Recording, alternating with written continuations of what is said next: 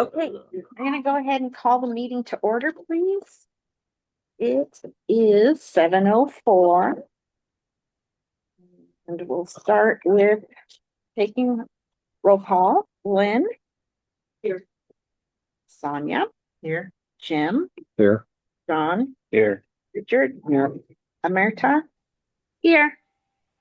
Hi. Emily? Here. Kim? Here. Here. Jen? Joe is absent today and Valerie is also absent today. Okay, so we do have a quorum, which is excellent. Welcome everybody to our meeting. We have some new faces in the crowd today. Some old friends in the crowd today. So, hi Bruce and Lynn. You have something you wanted to share? Yes, please. Just briefly, because John brought it up at the last meeting about not having good representation from some of our community reps.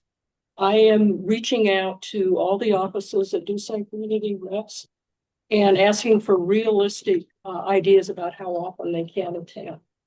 I've talked to our mayor's office rep, and I'll be reaching out to the other offices so we can put this on the agenda sometime this fall. Probably not August, but September. We'll have a conversation. I do understand a lot of them are not able to make it, especially at the state level when you have 50 organizations and you just can't get to all of them. But they can put in appearance periodically, and we just want to get a handle on how often they can come. That's a great idea. Okay. Appreciate it. Thank you. Yeah, good suggestion. Yeah. Okay, fantastic. We have the adoption of the agenda or agenda changes. Does anybody have any agenda changes they would like to suggest? Oh, Madam Chair, this is Danielle. Sorry, where is my hand? yes. On the back of the agenda, where it says review, correction, approval of minutes, it says July minutes. And I'm wondering if it should say June or May, or both. It's supposed to say June. I got a month ahead of myself. I was excited. Thought I was already on this. I gotta make everything on. Maybe that's what it was. There's an Thank you. There's an open Okay, so mic. yeah, you can change that to June's minutes, not July.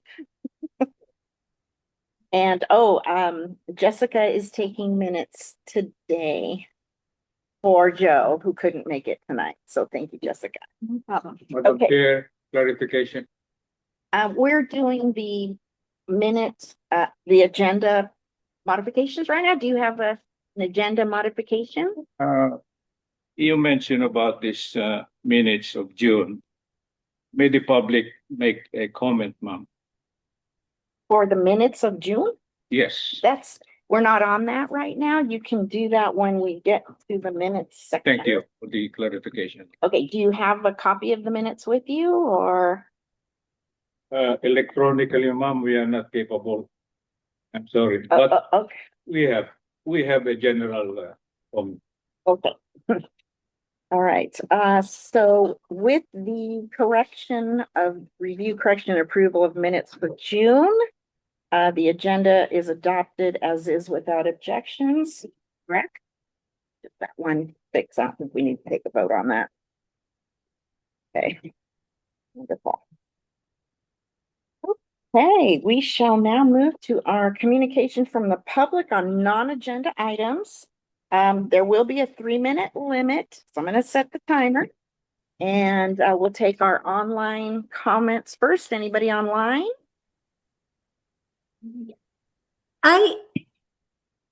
Kathleen, please. No.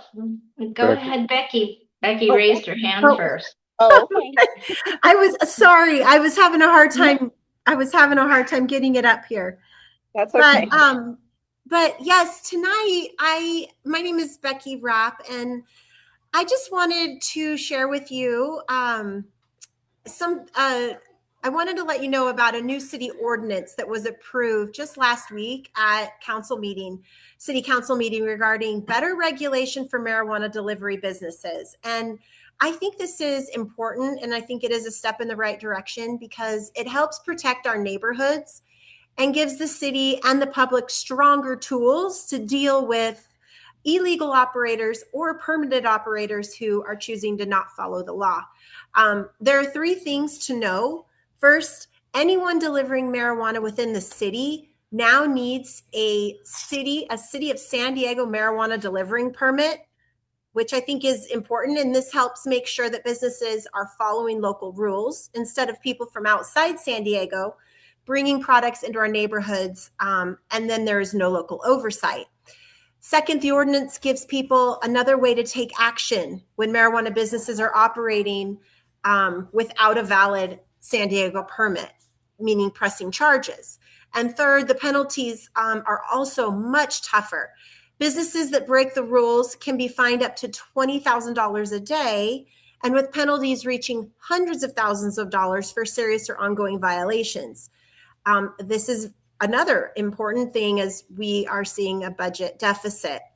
Why does this matter? We all want to know that the marijuana products being delivered in our neighborhoods are, number one, regulated, that they meet the California standards, and that they aren't being delivered to those under the age.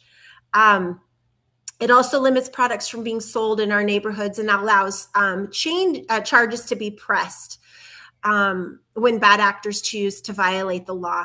I just wanted to bring this to your attention as this is really important information, and maybe you could share it with residents, as residents in the community are critical when it comes to alerting law enforcement of these bad actors. I appreciate the time. Thank you. Thank you, Becky. Okay, is there anyone else online that would like to make a comment? Danielle, please. There we go. Yes, thank you. I have two quick announcements. I'm not sure if District 9 is in the audience there, but I just read in the mayor's digital news that Streamview Drive has received a $12 million grant for the green infrastructure project. And it says that the construction will be going on from 2027 to 2029. And this is the first time San Diego has had one of these vault type collectors at the bottom of the hill before the water then goes into Choice Creek. So that's called a green infrastructure project on Streamview Drive. And the second quick announcement, I was watching Channel 24 yesterday and I thought I saw Francisco Peralta Vargas there. And then today it was confirmed that he is now one of the numerous newly appointed commissioners for police practices. Thank you. Thank you. Okay, anyone else online would like to make a comment? Kathleen, please. Good evening. My name is Kathleen Lippett. I wanted to share a couple of concerns from today's City Council meeting. The council addressed the issue of a court ruling that seemed to rule against the city's decision to adopt tiered water rate ruling, which they had assumed would be because it would be a legal barrier to their tiered water rate policy that would charge higher rates for larger water users. The city will pursue alternative legal and policy avenues and next steps, including a public hearing where they will try to make their case to the public. It was surprising that Councilmember Campbell seemed to suggest that the judges responsible for that decision should face some kind of consequences. Given the typical legal issue is that equal treatment under the law. Anyway, given council policies that foisted their deficit burdens onto the public with taxes and fees, while they avoided taking financial hits themselves, it seems to be doubtful that the public will be very supportive of their argument in favor of different tiered ratings. Their decision that closed 13 of 28 public restrooms is a perfect example, where they said that it was to save money, and it was during the last week when it was hot and a lot of people were at the beach. So 13 of 28 public restrooms in the beach areas. It didn't go unnoticed that the council did not suggest closing their own bathrooms and saving that money. But anyway, these types of policies also echo the fact that they're not prevention oriented, they're not well thought out, and it's surprising that they don't take more consideration and look at the long-term value of prevention. And because prevention strategies are effective and sustainable and far more cost effective, and they protect people. So thank you very much for letting me speak. Thank you, Kathleen. Okay, anyone else online? Steve, is that your hand up? No, he's just giving No, a thumbs you're just up. giving a thumbs up. Okay, anyone else online? I see no hands. Okay, we'll go ahead and move to our audience. Yes, Mr. and Mrs. Odier, Okay, respect. you're up first. Okay.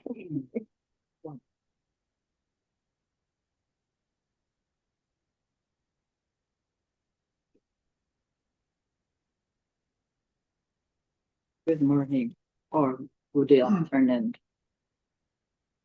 That it?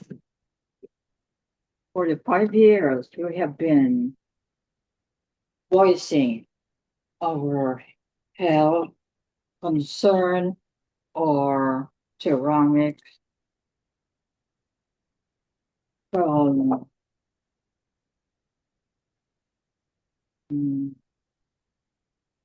what is and That's the impact of this we are environmental hazard.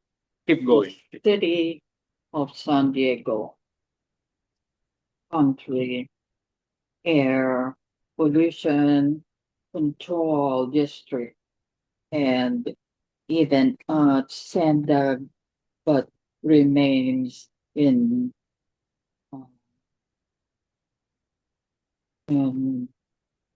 we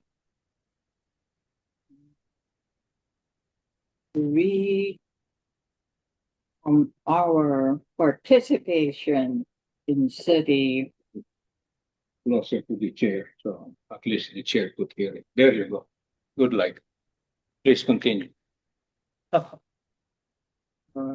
we learn from our participation in city council meetings that only in the county level that health and human services have a dedication department, and under the department are advisory such as number one, health, consumer, and number two, health and environmental quality. Number three, aging and independent serious for and services and public authority. Number five, APO. I was saying APCD, and with land use and environment. Sorry, the time is up. The time is up. Time Time is up. I'm sorry. Very good. Thank you. Time is up. We have been hopping from one CPG Okay. from south to north, and the same thing. They heard it. Some recorded it.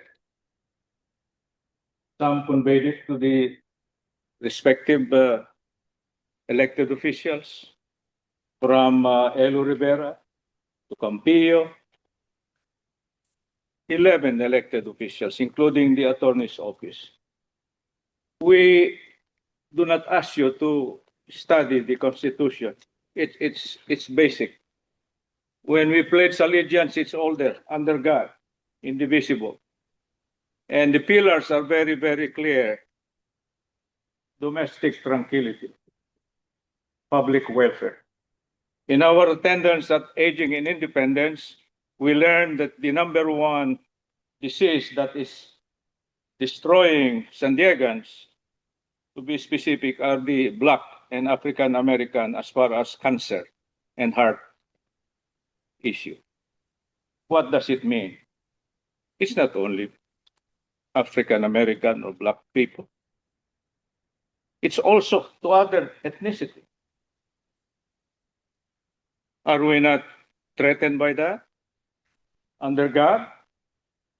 And now, what have we done? We haven't heard yet a discussion about health and longevity, hopefully, of District 9 and other districts. A healthy longevity. Why? Physical development is for humans. Clean water, clean air, clean food. The lady mentioned about marijuana. It's bad. And yet, and what is going on? Physical development is very fast, and we forget the health and human services, particularly look around. Tijuana pollution. Look around. The business was approved by the city, putting a business in a populated area, residential zone. Is that not an issue for a planning group like this? If I may respectfully seek help to understand our situation. Once we get disease and it becomes contagious, who will be impacted? Our neighbors too. You, all of us. I don't ask you to be there is no academic qualification for us. The best thing that you did is you volunteered. And we are here to help one another. We are volunteering. City Heights do not like us because we do not understand diversity according to that. Thank you, Mr. Javier. Thank you, Mom. Thank Thank you. you. Thank you to our fellow thinkers. Thank you, Thank you neighbor. very much. Okay, is there anyone else in the audience? I'm Jan Hinsman from the College Rolando Library, and I'm here with the report on the progress of the project next to the library that is about to begin construction. We have been in contact with the developer, the development company that will be building the project that was approved, Mr. Shaheen's project was approved by the city. He still owns the property. We heard it was for sale. He did not sell it, but he made a deal with Dinnerstein Company to finance the project and to build the project.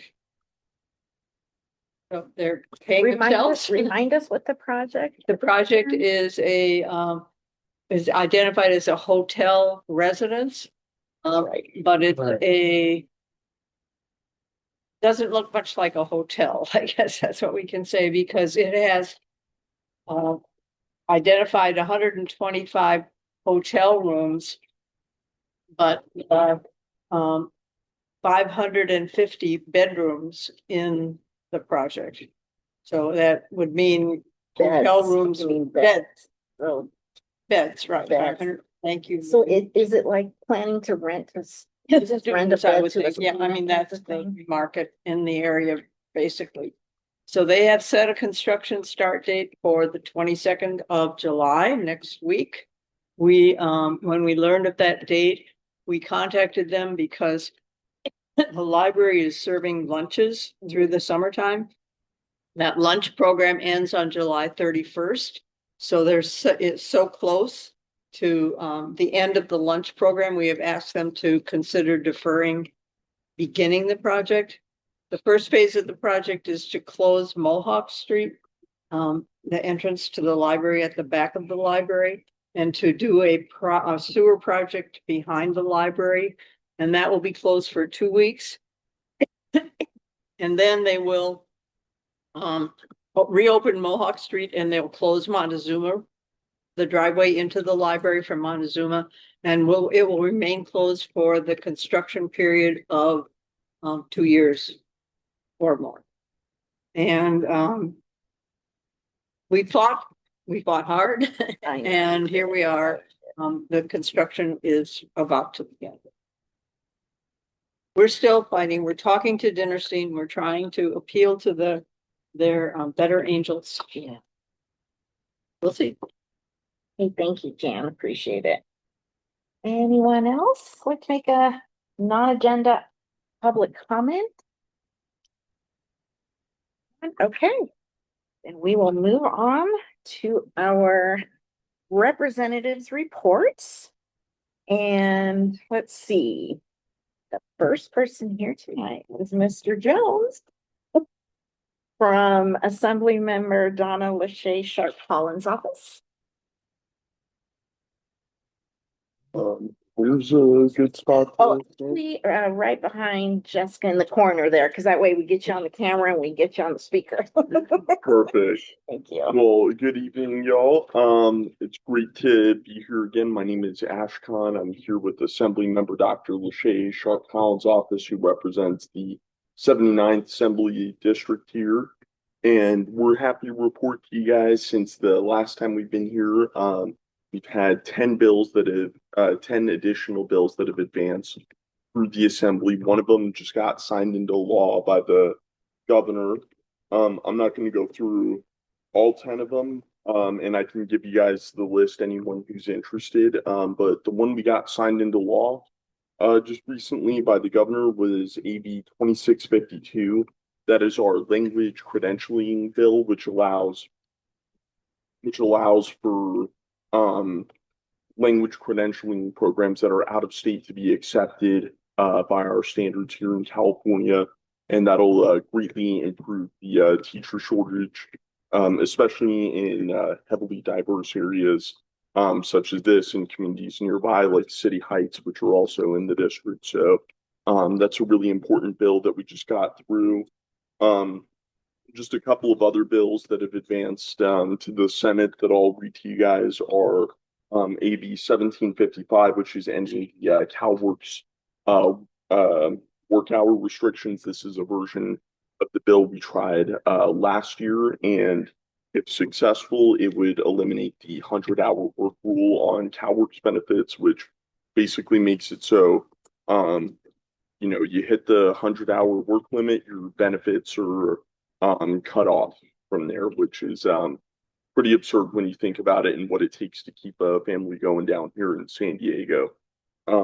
So that's some of our most important bills there. Again, I'd be happy to give you guys the full list of all the bills that we've advanced to the Senate, including the one I mentioned that we passed, and just have a couple of events I'd like to shamelessly plug here. One of them is our community recognition event. This is where we're going to be selecting our honorees for Man of the Year, Woman of the Year, in various important categories like education, labor, nonprofit of the year, veteran of the year, categories such as that.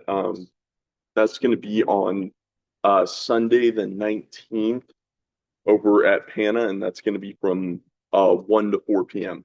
there on University Avenue. And then the other event we have the following day, most likely, is going to be our District 79 virtual budget town hall. That's going to be from 5:30 to 7:30 p.m. We're going to do just a bit of a breakdown of the state budget that just passed. So I don't know how closely you guys have been following that. If you guys are interested, feel free to take a look at that event on our website. I believe it's a79.asmdc.org. So thank you all. And if there's any questions, be happy to take some. Yes. I am honored with your presence, sir. You are the connecting individual to the decision makers at state level. My value analysis in our attendance of such great thinkers, group of thinkers is that, and you must convey this, the city has no dedicated department to address health and human services. Number two, we wanted the city elected official to stand there, not you. Mr. Represent, Pierre, excuse me, ma'am. no, excuse me. Yeah. He's representing our state assembly person, not the city. So he's not with the city, he's with the state assembly. If you have a question, please ask your question, but we don't have time. Respectfully, ma'am, may I continue? Respectfully, please ask your question to Mr. Jones. Yes. Your question. Yes, ma'am. Okay. This is about processes. Please just I'm ask. sorry, can I go back to my time? You don't really Have have time, but we. I'm sorry, like for sir. you to ask your question. What we need really, please, as far as processes and lawmaking, let the frontliners do the planning, and we ask you to support, not to make plans for us. That's the point. Thank you. Okay, Thank thank you you. very much. Appreciate Any it. other questions? There's a question Oh, online. Oh, yes. question online. Steve, go ahead. Question, please. Yes, thank you. Do you happen to have the names, just the title of the 8 other bills that that have gone forward? Yes, I do. If that's I don't wanna appropriate. take- Can you, I mean, I'm sure they're listed on your website or a I have newsletter or right something. here, I can even share them with you, like right after this meeting is over. Yeah, yeah, Just don't want to take up too much of your right, guys' time. here. right. Yeah, Um, where can he access them So now? the legislation that has been passed, I don't know if it also includes all of the one from this year. That can be found on our website that I referenced for the same one where you can sign up to our events. Okay, You can find both of our events there, but yes, you can also find a lot of our legislation, including the bills we passed last year as well. mhm. Is that okay, Steve? Thank you. Yes, it is. Thank you so much. I don't want to take up any time either. Okay, thank you so much. Appreciate it. Okay, anyone else have any questions for Ashcon? Okay, thank you so Thank much. you. All right. Our second person, we're going by order of who arrived first, so in case you're wondering, Bruce Williams from District 4, Council Member Henry Foster's office. I yield to my chief of staff. I think Daniel Wonderful. was here first too. It's all right. And I know we met last time, but I'm terrible and I forgot your name. Daniel like Daniel Tiger and Horton like Horton Hears a Who. Daniel Horton, wonderful. I've got 410 and under, so I was gonna say. PBS. My name is Daniel Horton. I'm the Chief of Staff for San Diego City Councilmember Henry L. Foster III, representing District 4. I understand that we have Oak Park and Webster community that is part of the Eastern Area Planning Group. I'll be brief but informative. A couple of updates. SB 79, as you are all aware, was implemented on July the 1st. And if you're unfamiliar with that, that's essentially a state bill that was passed that is now in effect that impacts housing and density along our transportation corridors. For District 4 specifically, the impacts that you will see will be along the orange line, running along Imperial Avenue. There are about 3 different trolley stops that run along Imperial Avenue. Just a quick background, a few months ago, the city planning director did tour District 4 and had a conversation with the council member about the specific impact that that state bill would have on our community. And part of that discussion was about the delayed implementation in low resource areas. And if you've been following along with city council, you'll know that when the vote came to discuss the implementation of SB 79, because localities had a certain time frame in which they had to respond on their implementation efforts, that took place. And what we were told at the time also was that the map that was generated by the city of San Diego indicating where the impacts would take place would not change much based on what SANDAG had been researching and putting out. If you all have been following along with what's been taking place at SANDAG, about a week or so ago, they did put out their map, and we found that it was consistent with what the city of San Diego had informed us on in terms of the relative impact. So in conclusion, Councilmember Foster did reach out, did have conversations with city planning. City planning director did thank Councilmember Foster for his advice and information and discussion on the matter. Next item, I see that it's on your agenda today, and I've been sending those emails out to the Eastern Area Planning Group. I hope you've been getting them. Yes. Please inform us all. Okay. The latest one that I sent out was, in fact, about one of the items that are on your agenda today. What that is, August 1st is the deadline for planning groups to submit their priorities to the city. Okay. Wanted to make sure that we got that out because I know our planning groups, most of them, not all of them, meet once a month. And so it's imperative that you all provide those priorities. I know Southeastern, when I attended their planning group meeting yesterday, they had voted on a couple of things in their jurisdiction as far as what their priorities are. Also, I had the opportunity to meet with a couple of other planning group chairs, just so you all are aware. Back in 2025, Councilmember Foster did lead the charge to modify the ADU bonus program. We were told during that hearing that the city would be evaluating projects on a case-by-case basis. So I do have an update that I'm going to be forwarding out to the planning chairs so that they can disseminate that information to their participants and their network on an update on just where those are. Some of them have fallen off.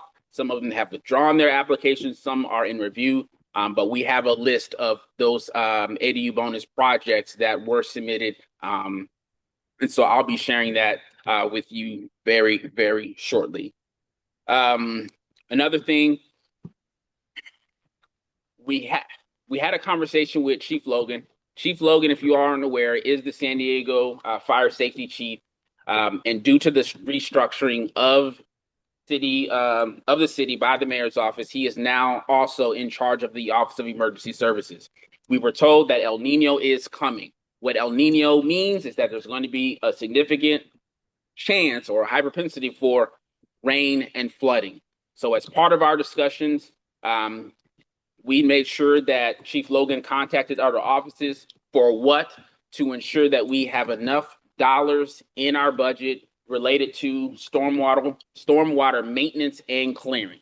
And so I'm here to report that there was about $1.85 million that has been voted on and approved for that channel maintenance. And I'm working with the stormwater department now to get the schedule on when and where they plan on doing those maintenance efforts. So I say this, especially for our folks in Webster and Oak Park, if you've identified some areas where there needs to be some channel maintenance and or clearing, please reach out and let us know so that we can inform stormwater so that it can be part of their plan in terms of going out and mitigating these efforts before the rainy season start, which I was told today is supposed to be around September, October, but lived here long enough to know that I don't know if that's for sure true. But nevertheless, we want to be prepared. Last, you all, for those of you who have or know someone who has been impacted by the January 2024 floods, there is a community development block grant funding that is going out. I want to say it's active right now. We may have some flyers. I know we've been passing them out at all of our other meetings, but essentially, if you know someone who has used money out of their own pocket to repair their homes, the state via federal funding is providing dollars to reimburse folks for those efforts. What I've been told is if you've had flood insurance and they covered some of those things, those receipts will be ineligible. However, if you've paid out of your pocket, those are eligible receipts, right? If you have any questions about any of these matters or something that I may not have talked about, please reach out to our office, reach out to me. I'll hand out my business cards here. You all know Bruce. I would imagine we are not on the naughty list in terms of not showing up to some of these meetings and participating. Not. Nevertheless, I'll hand out my business card. I am an attorney by trade, so I can explain some of what happened last week in terms of the Emerald Hills vote. There were a lot of legalities in play. And on that note, I do want to thank the Friends of Webster community. We did meet with them last summer. And since then, what we have been doing in terms of the Fairmont Avenue Fire Station, we did remove it from our budget priority memo. We met with the mayor and we informed him that that is not a priority for our office. And in fact, what is a priority for our office is getting the tent that has been Station 51 since 2016 a permanent station. So we are not in favor of any new station anywhere until we get a permanent station at Station 51 off of Skyline Avenue. And just another tidbit, as that EIR came back, one thing that we pressed the mayor on and also pressed the fire department on is their alternative location analysis. Back when I reviewed it, it was only about 1 or 2 locations. We also thrown out as an idea what the firing range near the police station. What we were told at the time was that it was in a floodplain. However, new information has been provided to me on a plan to lift that out of the floodplain. So we are going back and looking at those as well and pressing city staff for essentially to redo or to look at once again their alternative location analysis. But as always, any questions, please reach out. Thank you for your time. We do have a couple of questions. Fine. Can I have cards, sir? Danielle, I'm sorry, Steve, you were first. I apologize. Go ahead. You run for the seat to me? What is the status? You referred to the fire station on Fairmont Avenue. What is the status of that environmental report? You discussed that, you mentioned it, but is that a final environmental report or what's its title? Yes. I can shoot that out to you all. I don't know if it is the final analysis. I know that it is complete. And so I can shoot that out so that you can have it to review. I don't know for a fact that it's the last analysis. I'll have to reach out to city staff and see where they are in the process and if it's the final word. Yeah, yeah, final and complete, please. Well, you got to differentiate, please. Not here, but somewhere, and not now, but sometime. Anything else? Danielle? Yes, thank you. Hi, Daniel. 2 things about the fire station on Fairmont that I'd like to point out. Hopefully you already know these. The first one is that the EIR is going to be approved behind closed doors without public input. We would like that to change. I think there's a news conference coming up soon that Groundwork is organizing to get the word out about that. We need the EIR to be publicly noticed and publicly have the input. And the second is about the firing range. Besides being in a floodplain, it is also deed restricted. When the family donated that land back in the early 1900s, they put in the deed that it was to be used by the city only for police purposes. So the city needs to get a hold of somebody who is representing that family and ask for that restriction to be lifted so that a fire station can go there instead of a police firing range. And also remember there's lead from the bullets there and it needs to be cleaned. Correct. Thank you. Thank you, Danielle. Anyone else have any questions? No. Thank you so much. Well, actually, how did the Encanto Street Fair go? I wanted to make it there, but I didn't. You know, it went excellent. We've been getting I've seen some videos. positive feedback. Yes, check social media. There's lots of folks out there who essentially were happy to have something that had started probably about 30 years ago back. And so we're doing the best that we can to support the Black Arts and Culture District and the African American Museum of Fine Arts. Thanks. No problem. In their efforts in sustaining that. But it was great. Tons of vendors, lots of performers. It was a very family-friendly and appropriate event. I got into a food coma myself with all the food vendors that were there. Nice. But it was a very, very, very swell event. Thank you for asking. Yes. I appreciate that. I'm sorry, I missed it. Okay, let's see. Up next, Mr. Gonzalez. Dr. Aquila Weber Pearson's office. Hi, everyone. Good evening. My name is Sam Gonzalez. I'm with the Office of State Senator Weber Pearson. It's nice to see you guys. It's been a while. As a reminder, I cover Senate District 39's District 9 and District 3 areas. So sometimes you'll see me here, sometimes you won't. I'm always reachable by mail. Not mail, email. Well, you can email me, or you can email me too. Someone send me a letter. That's mailed. I did leave a few business cards here and a flyer for our upcoming backpack giveaway and resource fair. It'll be at O'Farrell Charter High School. We're going to give away 600 backpacks filled with stuff. That stuff includes pencils, sharpeners, erasers, glue sticks, and something else I'm forgetting, like a hand sanitizer. So these are pretty good backpacks. They're meant for age ranges K through 12. So if you have children in those grades, feel free to bring them. The children need to be present for them to receive a backpack. Otherwise, you're just allowed to go roam the resource fair. Again, this is at Saturday, August 8th from 8 a.m. to 10 a.m. Any questions on that? And it's free. No registration, first come, first serve. Get there early, line up. We're going to give you water and snack. Yep. You have a digital flyer that you can. I do. And you're on my mind because I'm like, I need to get you that digital flyer. Yep. Yeah. So I brought some copies. I brought 10. If you need some more, if you want to help distribute them, I can give you 10 more. But I do have a digital flyer that'll be sent out sometime this week. One more update. I have some time. Ashkan already brought it up a little bit, but the budget was approved like 2 weeks ago. I'm on page 20 out of like, I don't know, it's a long budget. So I don't really have an expertise on it yet, but there's a lot of good stuff in that budget. It's not available on the governor's website yet, but if you want to get a preview of it, I can send you the link. It's found in the Assembly's budget committee. That's where the report is found. So it is public. It's not easy to access right now. They're working on it. Other than that, the senator is working on multiple bills. One of her, I guess, most championed ones this year is SB 869, which requires chain restaurants to clearly identify beverages with excessive amounts of added sugar on their menus.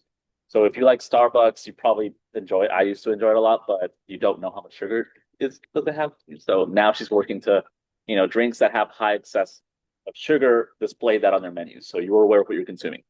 Other than that, I'm happy to take any questions related to casework, EDD, franchise tax board, any other state agency, Caltrans. We have a good relationship with Lizzie, who's now working with Caltrans. She's our liaison for the area. So if you need help, flagging an encampment or there's debris on the road or something's wrong on a state property, you can reach out to me or Lizzie.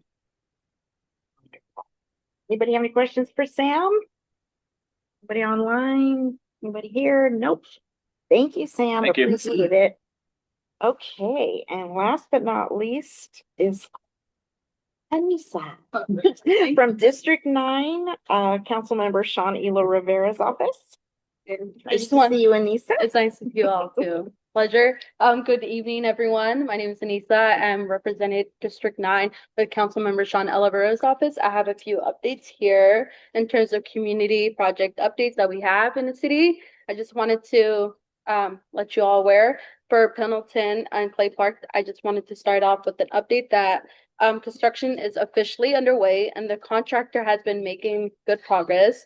On the they're working on it right now, but we're making it a thing where we check in more often just because of how slowly it's been going so far. But I would say on the utility work over the past month, but over the next 4 to 6 weeks, crews will begin demolishing and the existing playground and start construction on the new play area. The goal is to have majority of the new park improvements completed by the end of this calendar year. This is what we got from the city. So the landscaping will need time to establish. So the planning period and final construction are currently expected to wrap up in the beginning of spring 2027 with the anticipated completion around like March or April. So our office, like I said, again, is checking in with the project team. We're trying to like every month so we could stay informed because I know it's been a lot where we drive by or like notice it's been very slow. So we could stay informed on the project's progress and continue to providing these updates to the community as well as construction moves forward. Another construction update that we have here is I reached out to get more information regarding Shoals Creek, the Triangle Project. So I want to share that an update of Shoals Creek Triangle Project. The project is currently going through the right-of-way vacation review process with the Development Services Department. So there are some delays in obtaining the property's title reports, but these have not been received and are under review. But once that review is completed, the city will move to the appraisal phase, which will provide a clear timeline on the project moving forward. But at this time, the appraisal and the phases are expected to take approximately 12 to 18 months. So our office will continue following the project very closely, like I said earlier, and also keep you all updated on that as well. Because I know that it's a really big project, and I know we also do have the University Bikeway. Lastly, I wanted to share an update on that. So what we got, the latest update that we got on that is that construction is resumed and Sandag is preparing for the next phase of work. There's still pending a few city approval, so construction is expected to shift from outside lanes between 60th and Street and 69th Street as project moves into a new traffic control. Before these changes take place, Sandex said that they're committing to sending an advance notice through, they mentioned e-blast, but we're recommending them to come out to the community so they could come and actually talk to y'all in person. So we don't recommend an e-blast. So a lot of folks weren't aware of the construction starting in the earlier phase of the University Bikeway. So we just recommend that.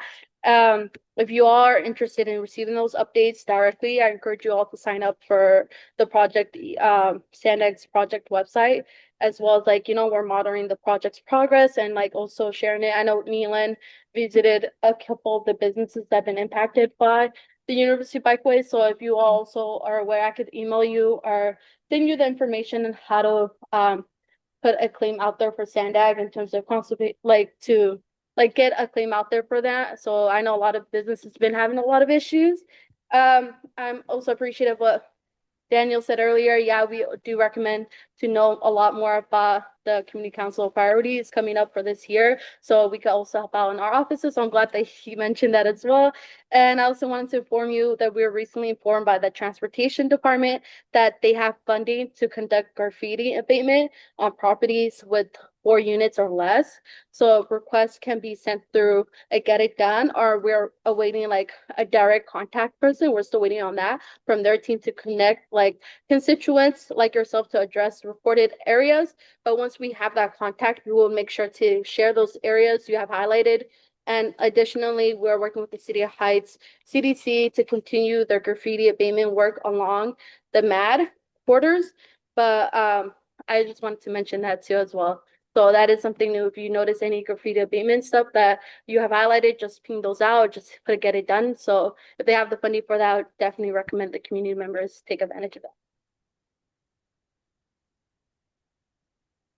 Hey, and you know that next month we're going to do a stream deep I was dive gonna say update. that's why I reached out to Stream View to get an update, but I knew they were also coming in person to talk to you all. Yeah. So I was like, it's coming up soon. Yeah. So So I you really know wanted about to get an update on all the other projects so I could give you the whole updates today. Okay. Question? We'll take the online questions first. Okay. Danielle, go ahead, please. Thank you. Hi, Anissa. Hi, Dania. It would be nice if you could explain what the delay is between getting PANA and the Somali Bantu groups together so that we at Colina can move forward with our 5-year project of getting Portia Dawson's name on the building. And just to let you know, tomorrow we are meeting as a rec council, a CRG, and so I was wondering if you were planning to be there at 6:30 at Colina. Yeah, I will be there tomorrow at 6:30 at Colina. Wonderful. I did reach out to PANA. I'm waiting to hear back from Somali Band too, but I am getting that started. I have your availability. I'm trying to get that done this month, but I appreciate the patience on that as well. But yeah, I think it was just a lot of stuff that was going on for them. So I was trying to find a great time for all of us to be in meeting together. Okay, we'll have more details tomorrow, please then. Yes, okay? of course. Yeah. Thank you. We would appreciate support from Mr. Rivera on the issue of the library, construction. yeah. He's aware of that. Yeah, we are aware of it. I know it's been very tough with the parking and everything like that, especially being that the closest library for the community and everything like that. So we are having conversations on that, and I will be in contact regarding that issue. Thank you. Yeah, I just want to add an extra plug in for that. I mean, there's going to be no access to the library. Yeah, I know. There's just not going to, and it's critical. Is the city planning on closing the It's library? really critical. I mean, it seems like if there's no access, then. No, they can't close that library. That's our library. Yeah. This is the point. New I know, well, they've got to figure some, we need, council member Elo Rivera to put his foot down Yeah, and make something happen there. yeah, for You know, sure. regardless of construction, whatever, people need to be able to. Would that property be considered a valuable piece of property to the city? No, we want the library to. I know what We're we want, fighting for the but library. what do they want?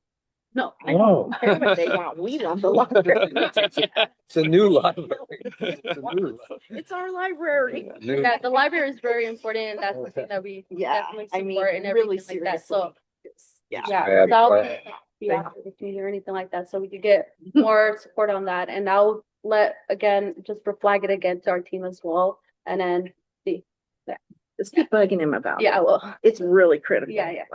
Like I'm really worried, yeah. about the library. All right. Okay. Any other questions for Anissa? No. Okay, we are going to be moving on.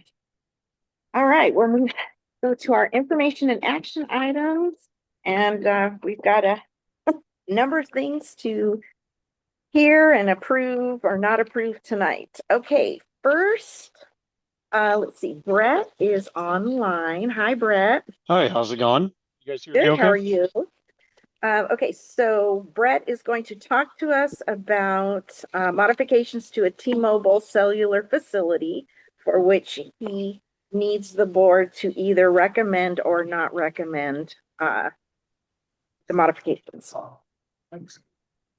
Alrighty, I'll just get going. Okay. Good evening, everybody. My name is Brett Kofelt. I work for SmartLink Group on behalf of T-Mobile. We are looking to get Community Planning Group's approval on a modification to an existing wireless cell tower. That's right now at 6046 Hughes Street in San Diego, California, 92115. Our project number is PRJ-112-5564. I'm going to move through this just to show you guys the scope of work is basically like for like equipment.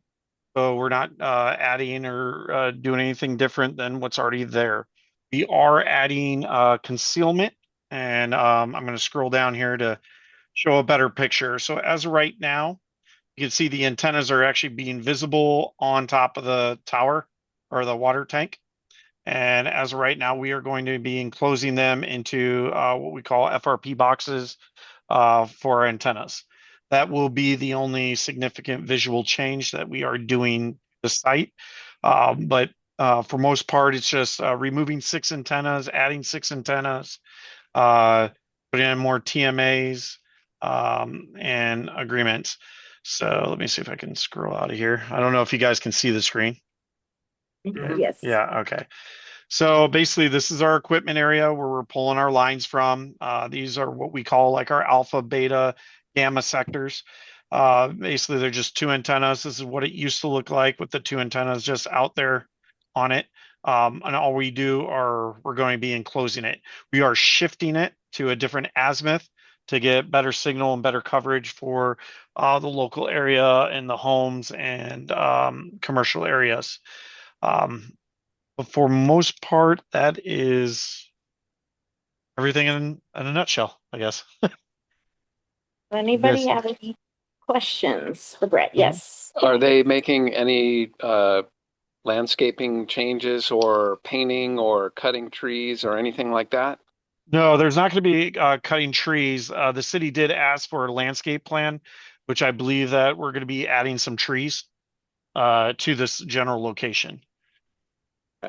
We like that. We like Yeah, adding we're not cutting anything. No, we don't need to cut. more. We will be Yeah. Great. Emily, go ahead. Will the FRP boxes be painted the same color as the water tower? That's correct. Yep. It's going to be the same color. And we have it notated, make it exactly the same. So whatever they use to paint this water tower will have the same color painted on the outside. So it will blend in. Are the trees you're adding right around the thing, or is it somewhere else? No, it's going to be right around this area here that we're going to add. We have to stick to the parcel number that we're under. So whatever that is, then we'll be adding it. Yes. Even though it's already kind of crowded. Emily? Do you know what type of trees? You're not planting more eucalyptus, are you? Yeah, no more eucalyptus. Oh, no more eucalyptus? I'll write that down. I don't, Oh, no, I 'cause they're really non- don't know what, Yeah, they're non-native and they cause a lot of soil toxicity so that other plants can't grow. okay. Yeah, we prefer non-native, I mean, we prefer native.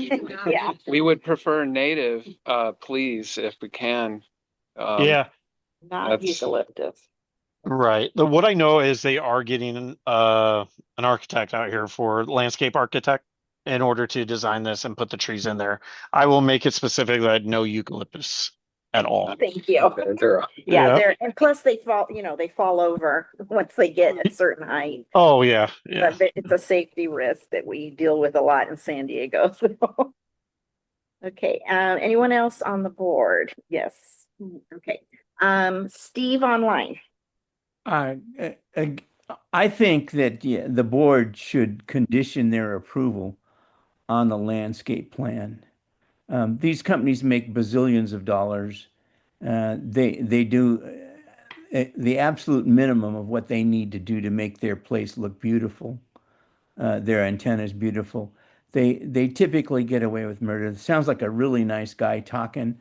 I can't see him from here, and there's a bunch of really nice people here, but we need more than really nice. I really believe that you should condition a landscape plan, and it should be plentiful.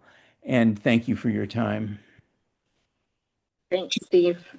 Scott Sanchez, go ahead, please. Yes, hi, can you hear me okay? Yes. Yes. Yeah, so on that same water tank, at the top of the water tank, there's another installation. I believe it's by another carrier. And the fiberglass covering on the front of that has been off and the antennas are exposed. And it's actually been like that for several years. I can see it out the front window of my house. And, so can most of the residents at Sunrise Point see it. Now, Brad, I know this is probably not your responsibility because, like I said, I believe it's another carrier. You're like 30 feet down below the top of the tank, right? Mm-hmm. That's correct. Yeah. So I don't know who that is up at the top, but I just wanted to bring it to the attention of whoever in the city is watching these wireless facilities that this has been like that. The installation at the top has been unconcealed for more than a year now. Trying to see if I could see the antennas. If I could see the antennas, I've only seen Yeah, it you out could of see these it. I plans. saw it on the left side of Yeah, this one. I think I see it right there. At the top. Yeah. But you Looking at can't it right see now. from that photo that the Yeah. concealment cover is missing. Okay. Thank you, Scott. Jennifer, go ahead. Thank you. I would also like to see the final plan before the board makes any decision upon voting or approving this adjustment. Well, we are being asked to recommend or not recommend tonight. And it looks like that middle picture right now is the final, right? As far as these are the drawings. I can send them if you need them. The landscaping plan with the trees and what kind of trees? Lynn, is that something that we? Well, you can just vote no if you don't want that we would review? No. No, I don't think so, because it's city-owned land, correct? We could make a recommendation. Yeah. As part of the approval that we'd like to make a recommendation that they use native trees. Okay. Uh-huh. And as a courtesy to let us know what they would be installing. Okay. Jennifer, did you hear what Lynn said? Yes. Thank you. Okay. Yeah, please make a note. Okay. Thank Yes, you. we will do that. Thank you so much. Alita. Alita? Okay. Good evening, everyone. Good evening. Is this city property? Yes, it is city-owned property. All right. What is T-Mobile contributing to the community for having those towers there? Are they contributing any financial support to any of the nonprofits here in our community? I really would like to know that because AT&T also has antennas, and we've been asking AT&T, what are you giving back to our community? I would appreciate it very much if you do let me know if there's any contributions, not only to myself, but to the community. I think that T-Mobile is great, just like the other carriers, but we do purchase the services. So what is the return of the investment from T-Mobile to our community to give back? We really need the funds in all of these areas where the tank is, and it would really help all of the communities present at this meeting to also understand that economically it would really help us out. I really would appreciate a response on that, Brad. And I know Chief of Staff and Daniel Horton and Bruce are there. I really would appreciate feedback from you if when the time comes. I appreciate it. Thank you so much. Yeah, I can definitely look into it and see. I know that they have a webpage where they donate all these funds in San Diego and everything else. I just don't know it off the top of my head, but I'll locate it. I can give that up. Thank you, Alita. Okay, anyone else have any questions for Brett? And also, would you please give Brad my information so that we can stay in touch, because we do have a project that we would like to share with T-Mobile. Thank you. Okay. Oh my God. Okay, all right, so then we need to make a motion to either recommend or not recommend approval for the proposed modification. And with a with a side note of native trees. eucalyptus, yeah. No eucalyptus. I think we should make. Nobody plants eucalyptus. Nobody's gonna plant, but I think that it should specifically say native trees. Would you like to make a motion, John? Okay. Okay. I motion that we approve this project we give our approval of this project with the recommendation that they use native trees in their landscaping. Who would like to second that motion? Second. Okay. All right, Lynn. Sure. I'm not voting. You're not voting. Oh, because you're chair. You're the co-chair. Sorry. I'm not voting either. Sonia. Yes. Yes. Jim seconded. I'll take it that you're a yes. John. Yes. Richard. Yes. Amerta.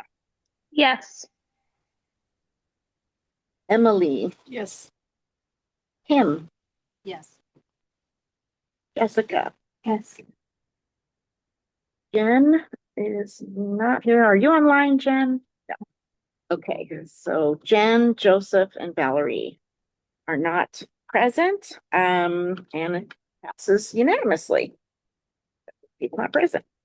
Congratulations. Okay, so there you go, Brett. And then is there like a form or something that we need to fill out for you to have this? 620. Okay. Yes. Yeah, we'll take care of that. We'll take care of filling out that form 620 for you. Okay. Thank you very much. We'll be in touch for sure. All right. Yes, please. Okay, Yep. thank you, Brett. Appreciate it. You. Bye-bye. Bye-bye. Okay, next information and action item.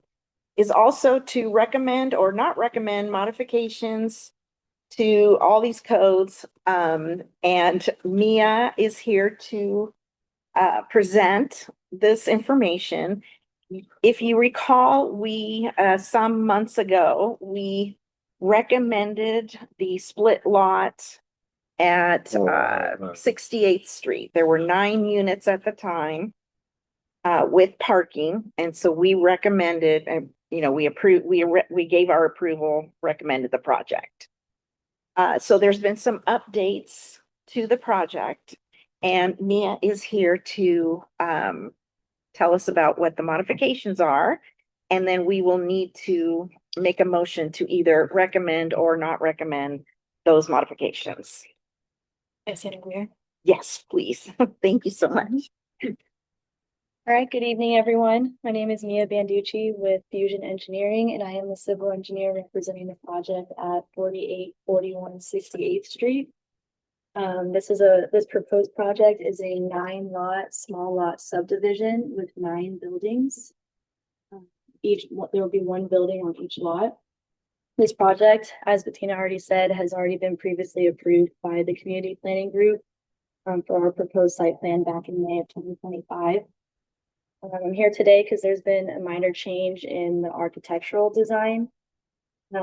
Based on the city's recommendations, they told us to come and represent, and the community planning group has also requested that we present this. So I just want to make sure everyone was aware of it. The project still remains pretty much actually the exact same as how it looks right now. There's still a 9-lot, small lot subdivision with 9 buildings. Previously, the project was approved to have 1 single-family dwelling unit and 1 ADU. We are now proposing 1 single-family dwelling unit and 2 ADUs in each building. Other than that, the site plan remains the same, the utility design remains the same, the grading design remains the same, the overall site layout remains the exact same. The architecture will also remain consistent. The overall architectural style, exterior finishes, and appearance of the building have not changed. The only update is that we've adjusted the floor plans to basically split the second floor to have 2 ADUs instead of 1. This modification does not affect parking.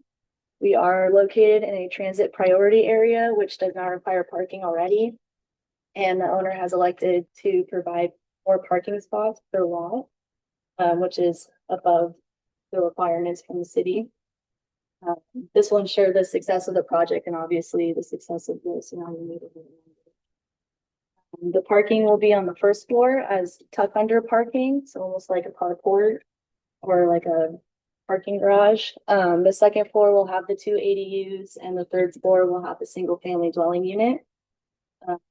Each building will be 3 stories in height, and it will remain under the maximum allowable height of 30 feet for city standards. Other than that, that concludes my presentation. Be happy to answer any questions. Yeah. Okay, so you have to forgive my ignorance. Look, this maps and building is not my forte in any way. Can I So- get closer so I can see it a little Yeah. So my question, just for my own, doing the math in my head. So it's 9 buildings. Yes, They were 2 stories each already, or, they were all 3. oh, they were 3 stories each, but So- 9, okay. So, 9, these here are lot lines, and then every square here would be a building. A proposed building. Yeah, so wherever it says lot 8, lot 7, lot 6, that's what. okay, so a build, so when we approved it the first time, it was the 2-story building. No. No, they 3 stories before. I was under the impression it was. Okay, 1 story is the that's what parking. I'm trying to, yeah. One So, parking's always been there. okay, There's so 2 they were always, livable floors. I'm sorry, There's 2 livable spaces. 2 livable spaces. And Now- so, okay. So it was actually gonna be 18 units? Yeah. Before? Okay, 18 units, 9 buildings, 18 units. And so now it'll be 27. Yeah, so the Units.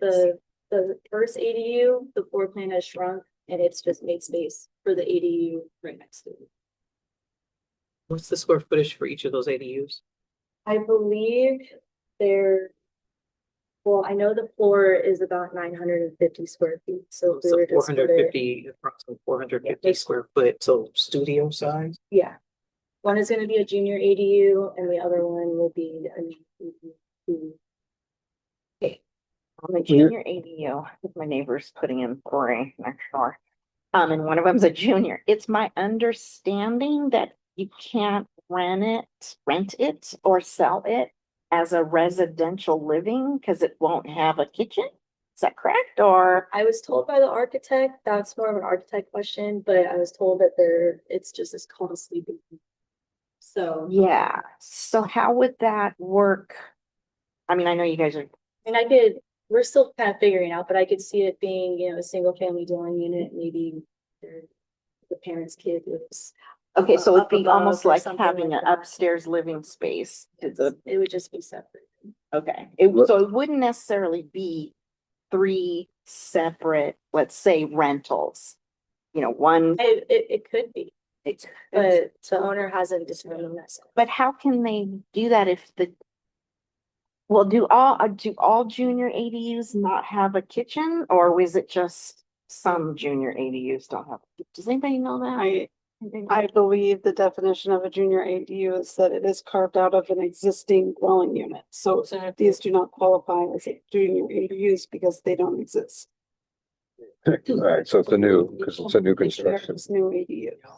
Let me follow up on that. Yeah, I'm just And- curious, and like it's how not many, its limitation. potential people would be moving in, to Yeah. this now three. I know unit. I think as of right now, I think the three are the single family residents will have 3 bedrooms. And then I guess junior, not junior, ADU would be 1 bedroom. And I think the other one has 2 bedrooms. I can send you Yeah, the floor plan. So, yeah. so why did they divide? So before there was only 18 units. So why did they decide to divide up and make 2 ADUs on the second floor? I think that's a question for the owner. But I mean, it's still within the density limits. It's still all the city standards, all those California standards. Okay, and there's no access from the second floor to the third floor. There's gonna be a stairway. Okay, so it can be part of the same unit then. It's going to be all one building. No, I know it's one building, but it's not, but they all have separate entrances? Yeah. So their sheets do we have? We don't, I guess we can show you if we scroll down. They have an elevation or 6. This one here. We're still trying to figure out the architecture, but there's 500 parking on this floor. Floor 2 will have the ADU, 2 ADUs, and then there'll be a single. So there's only 4 parking spaces per building, correct? Is there any outside parking? Any, No, we're not required to have parking. So this is providing. The city doesn't require any parking. you're gonna have 27 units there? And is there gonna be a property manager? Are these all rentals? Even the single family, is that also a rental? I believe the owner is intending to sell them, but I don't know what his. Is he selling the ADUs as well? They're gonna sell it all as a single family residence. Someone will buy the whole building and then do what they want. Can't do what they want with a junior ADU. It has to be on your corner. So I'll follow up with the architect. No, they probably get used for Airbnbs. That's the thing. So, and I know that Airbnb is really pushing this here. I don't believe that's part of this. The owner can do. Yeah. Just the whole building. Yeah. They can make 50 or 80. Yeah. Their Airbnb. Mm-hmm. If they buy the whole, Mm-hmm. get the Yeah. rental.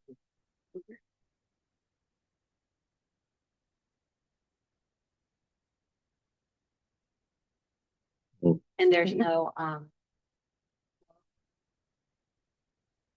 what it was originally proposed to. We have floor plans for this. I do not know. Would have to look for them. There's a question on, somebody's got their hand up. Oh, yes, go ahead, Steve. I have two questions, please. First question, in years past, a committee such as this committee would have a subcommittee that would go over the plans and drawings, et cetera, with the architect so that you wouldn't have to take the time you're taking now and you would have more information than you have now for your approval decision. And the second of my questions is, as always, this is your last chance. This is your chance to say what you want on behalf of me and my neighbors. This is your chance to put conditions on this. Do you know about the landscaping? Do you know about the curb cuts? Do you know if the sidewalks are going to be just right and just the way you want them? Because after tonight, you're not going to be able to say a word. And I thank you for your time. Thank you. They haven't got it. Explain the site plan if you would want to. Yeah, I think the more explanation, the better it is for us, because Yeah, if you go to sheet. we're, yeah, especially those of us that, aren't good at this stuff. I had to look at these plans for sure. Mhm. Actually, one more sheet up. Yeah, so all these hatches are all, so we're not presenting really there's no curb, no gutter. We're gonna have a ribbon gutter going through the middle. So the entire site will be accessible. We are proposing a sidewalk here. And the rest of it is really just building, backyard, open space for the residents and driveways. So it's not, and then the project frontage, if you scroll over a little bit. The project frontage is this part right here, and we are actually including a sidewalk within the right of way based on what the city requested, and we are adding a street tree. Other than that, There's no actual from the street to the property. well, there's a sidewalk here. It continues here. We're only conditioned to be doing improvements on the project. So we're following all the city's.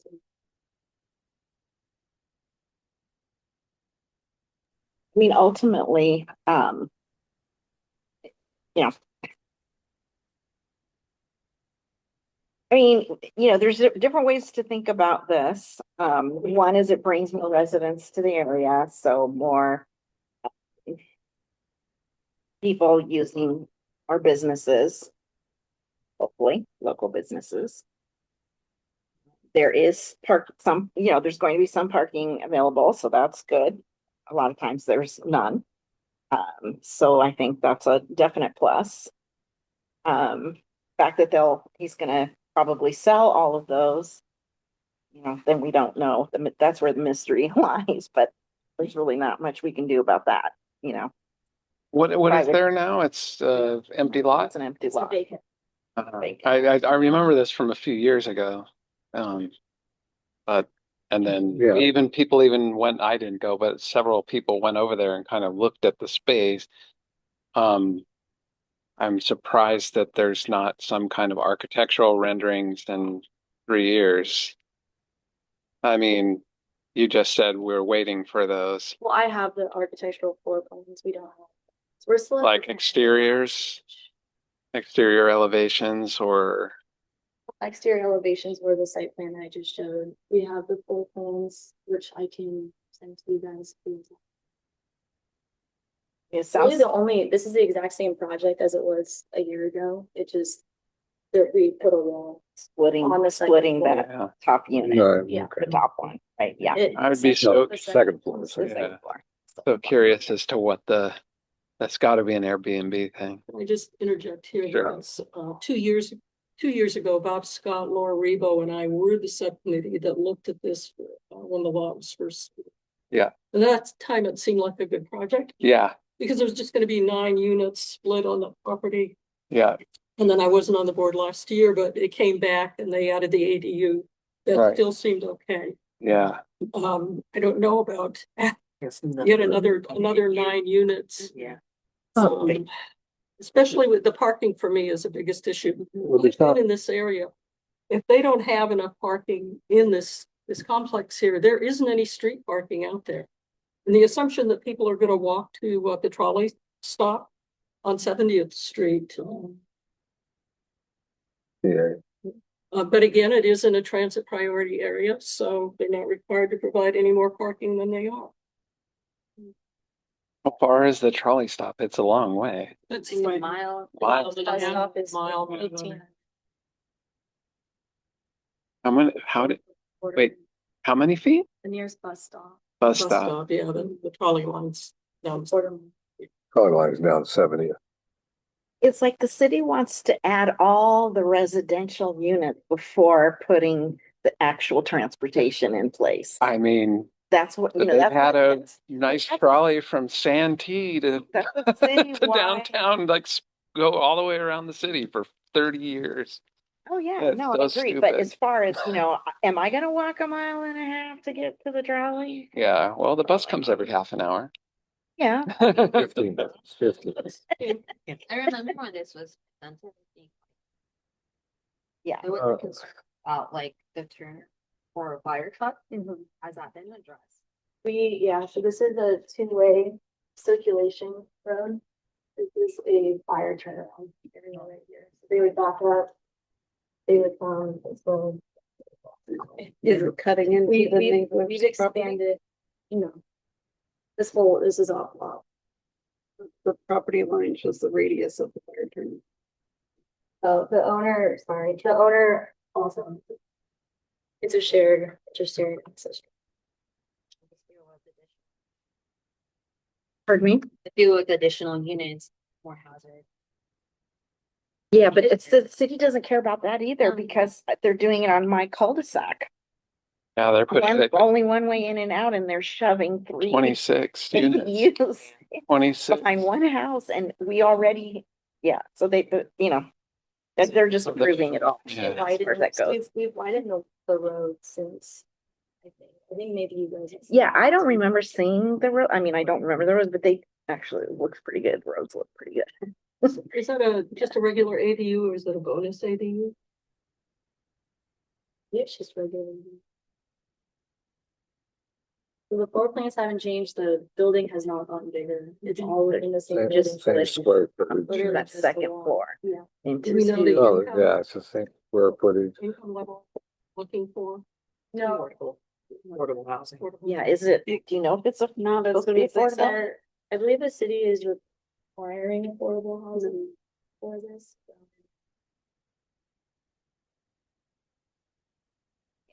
But the whole thing can be subdivided, so each one of those buildings can be sold. Is that, there's potentially. Could have all individual owners and then Right, those owners could, could, yeah. you know, At that point, they would have. they can do what they want. Yeah, they do what they want. It's their place. Yeah. And it was a primary unit with one ADU. How many bedrooms were in each? I believe it was 3.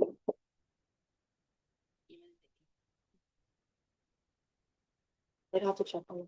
Yeah, because if it's two now, 2 and 1. So it Now would have it's been 3, 3. 2, and 1. Yeah, 3, 2, and Or 1. 6. So it I would would have been 3, 4 on the so 3 on the bottom, 3 on the top. First. Yeah. Okay, well. We need to make a motion, and would someone like to make a motion to either recommend or not recommend for approval of with these modifications of splitting that second floor? Make a motion not to recommend. Make a motion not to recommend. Okay. All right, would anyone like to second Emily's motion? Em will second, all right. Okay, let's take a vote. So to be clear, if you say yes, you're voting against it. So You're we're voting to voting not for give- her motion, which is to No. not recommend.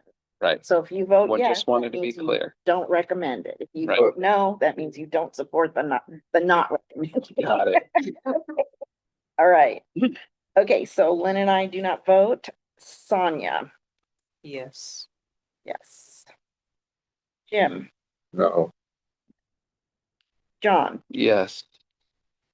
Richard, Yes. Amerta,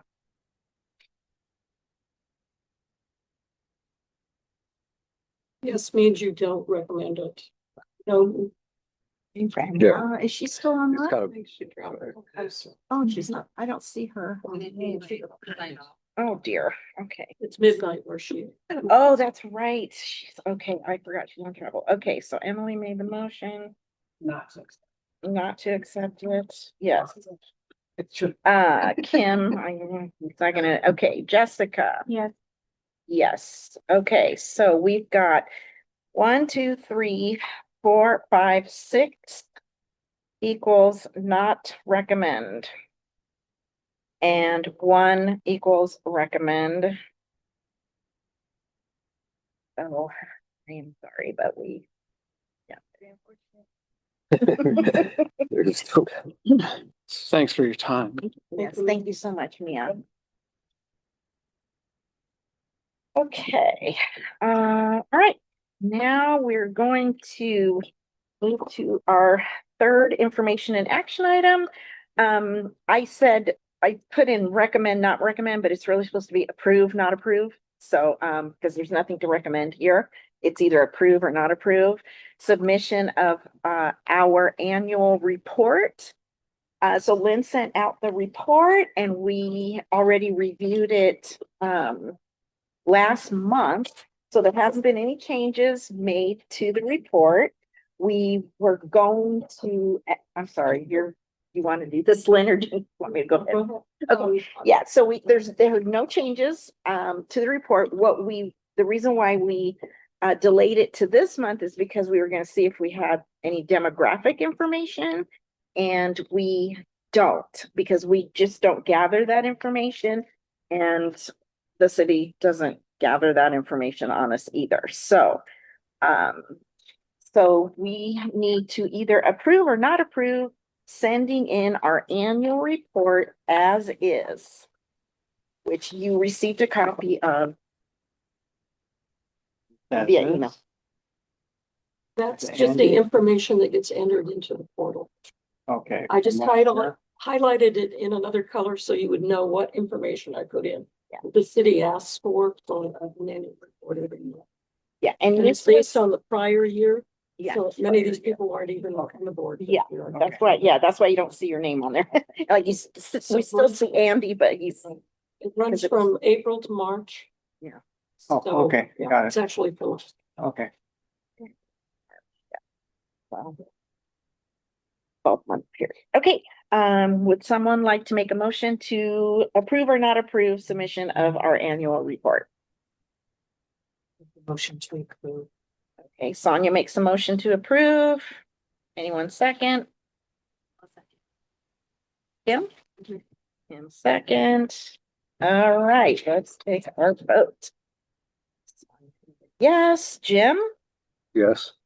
John? Yeah. Richard? Yes. America is gone. Want to make sure. Emily? Yes. Kim second in, so we'll take you as yes. Jessica? Yes. Okay. That is approved unanimously. All right, number 4, the big one.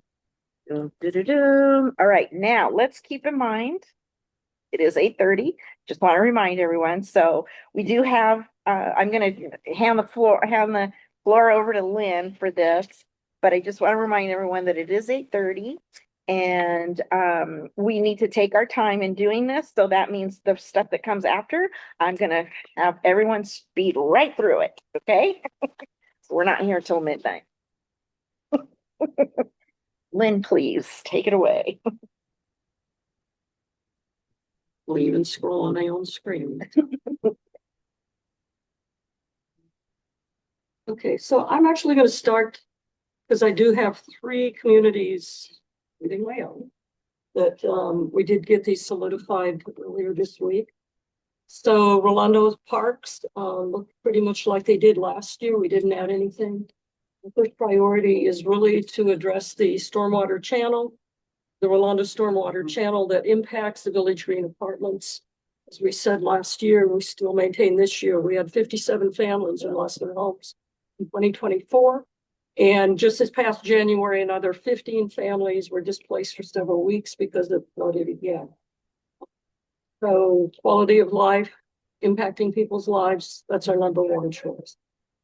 Second for us is finishing the sidewalk on University since 2010. It is actually starting, I said at the city council meeting a couple of weeks ago when the Transnet funds were due. So they will be completing from Judy McCarty Way to Meridian starting next summer. And the other ones are just sidewalks.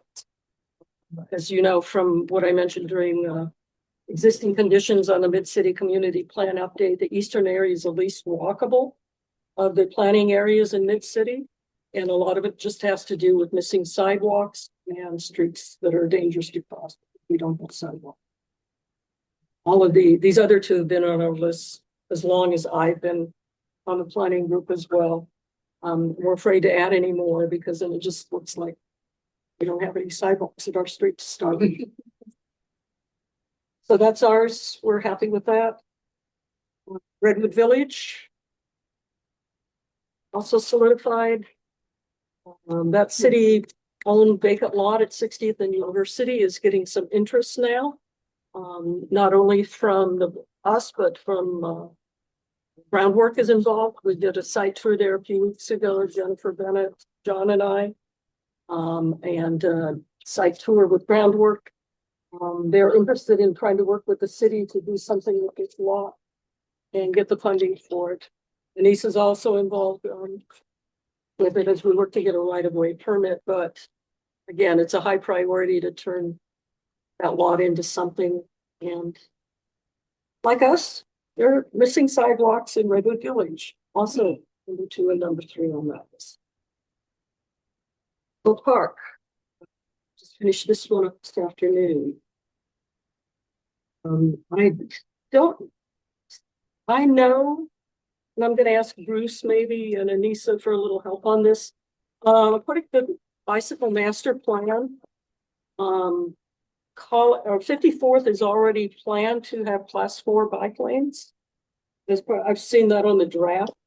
It's unclear to me if that's going to be a capital improvement project or if the city will just install it as a transportation. You guys have any idea about that? Then we'll just leave it as it is now as a potential capital improvement project. But it's a great idea because as the University Bikeway project finishes, to have north-south streets that connect to the bikeway, where you can actually ride University Avenue down to 54th and then bike over to the library, the Troyes Lake. Maybe even bike to transit at College Grove. That's about one. Yeah, possible. Thank you. I pulled it up. Yeah, it shows all the way from University down to Euclid. Yeah, class 4 all the way down. Street lights, pedestrian bridge over 54th Street.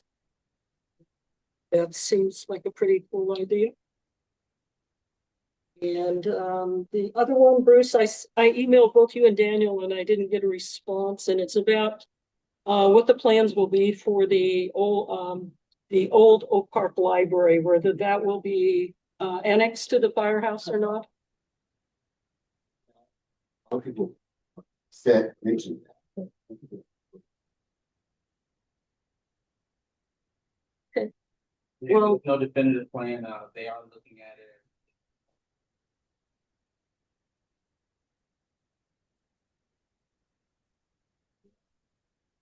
Okay,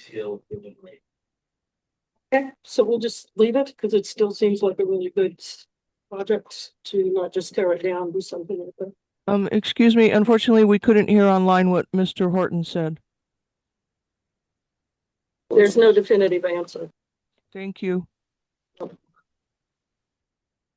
Okay, so I'm going to start then backwards with Webster. Anybody Jessica, have a chance from Webster to talk about? Because as I emailed people a lot of these, I left this in just to point it out. That installing a trash can is not going to be a capital improvement project. So you have two very good projects, and one of them is that green alley. And the other one, for sidewalks. Sidewalk on Main Street. Between 1947th Street. Did you review any of the survey comments? Yeah, I looked through it. There was a lot of talk about green spaces in our survey results. So definitely the pocket park is supported by the responses we got. Yeah, with no location.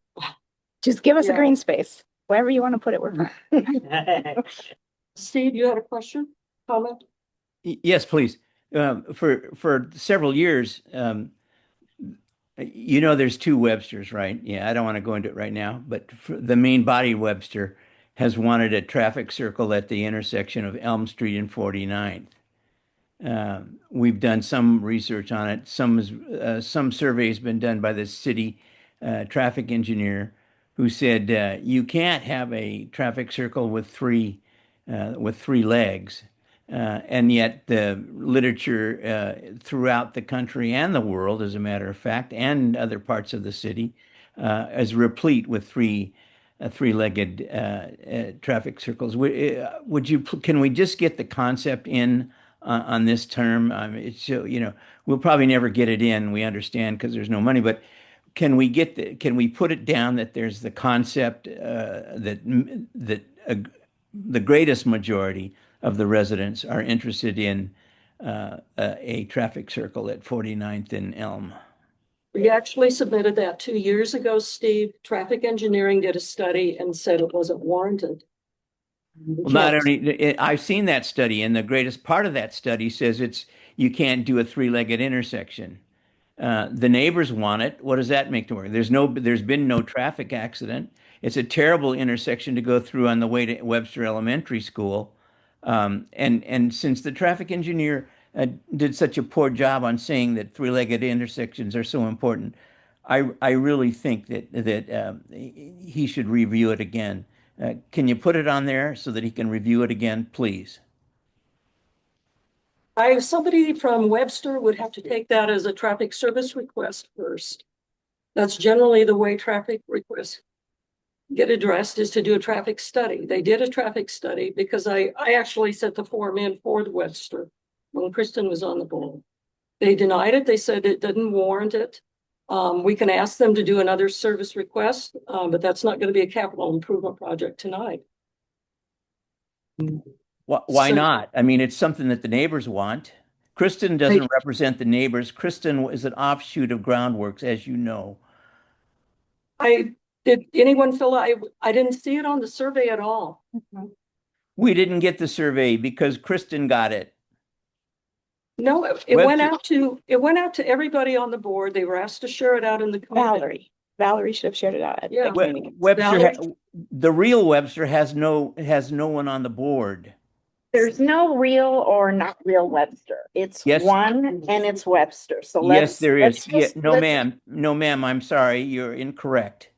Steve, isn't Valerie representing the real Webster? We are representing one Webster, this board. So please let's let go of that. And Valerie was given the link to the survey. She's on the board. So let's just leave the kind of, what board? Like that. This is about working together, not. Would you put it on? Well, would you work? Can it hurt you to put it on again, please? How? It's not a capital improvement. It's not a capital improvement. It most certainly is. It's a very large project. It's a very large intersection. Please put it on there and let the other people reject it if they have to. We are the people that are going to reject it tonight, Steve. We've already done a traffic study there. It didn't warrant it. If you would like, and someone from Webster, you yourself could do this, you could submit a traffic service request and ask for another study there. But we can't get it. We can't get it on the list unless we do it tonight. No, put it on there conditionally, please. Anybody Anybody can What? submit a traffic service request to the city. I will send you the link. That is how projects get done regarding traffic. You do a study first, and then it moves ahead or it doesn't move ahead. And frankly, 95% of the time, it doesn't move ahead. I have read that study. That's the study that says you can't have a three-legged intersection, where you all very well know that there are several three-legged intersection in your Streamview project. In fact, I think there's 4 of them. Okay, so that alone would tell you that the traffic engineer was in a hurry or didn't have enough time or doesn't Let Mm-hmm. want me to ask spend this enough question, energy. Steve. They're Ma'am, telling you that it is not a capital improvement project, so it does not warrant going here. who They're says giving that? they're giving you alternatives We, to resolve it, but it is not a capital improvement project. This is what we're discussing here. I think that's the end of that discussion, I want it to be on the capital improvement list. but it is not a capital improvement It's already project. rejected. it's not considered by the city as a capital improvement project. So if it's on here, first of all, it needs to be on here as a result of the survey. Second, like everything else, everything that's on here was a result of community input from the surveys that went out. If it's not a capital improvement project and we put it on a capital improvement project request, it's not going to go anywhere. And it's only you asking for it to be on there when it didn't come from the Webster survey. No, it came from the Webster Community Council, of which I was the president. And it was a unanimous decision that we want the traffic circle in there. Unfortunately, you gave it to the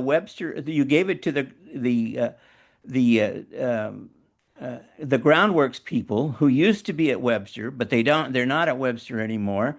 We appointed them. Jen Eastman is one of them, one who never shows up, by the way. Okay, so we appointed those. We set them up for Not a your capital approval. improvement project. That's why I want to end Steve, it there. Steve. Not a capital improvement Yeah, project. It's La- not, it last doesn't and fit in the final- parameters of capital improvement, so it can't be on the Yeah, capital improvement this- project. It's not a list. capital improvement. It's some other kind of project. So you need to take steps for the kind of project that it is.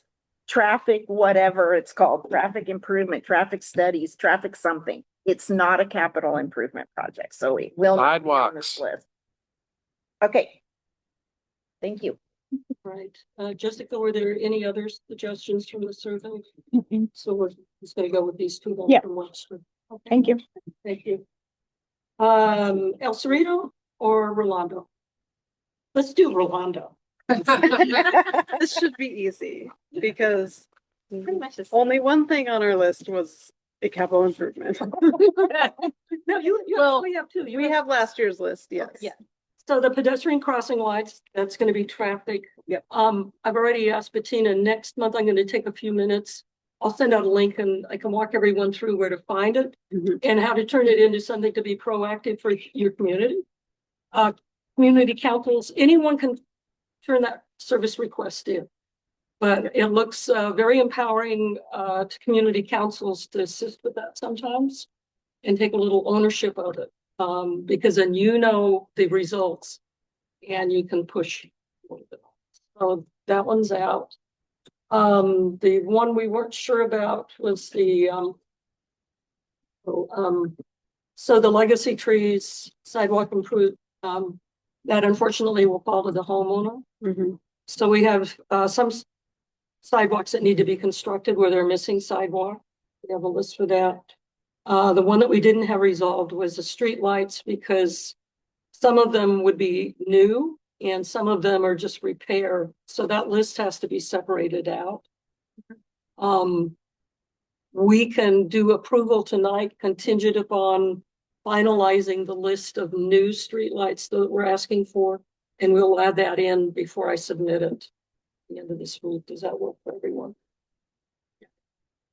I think there's like 4 or 5 different locations.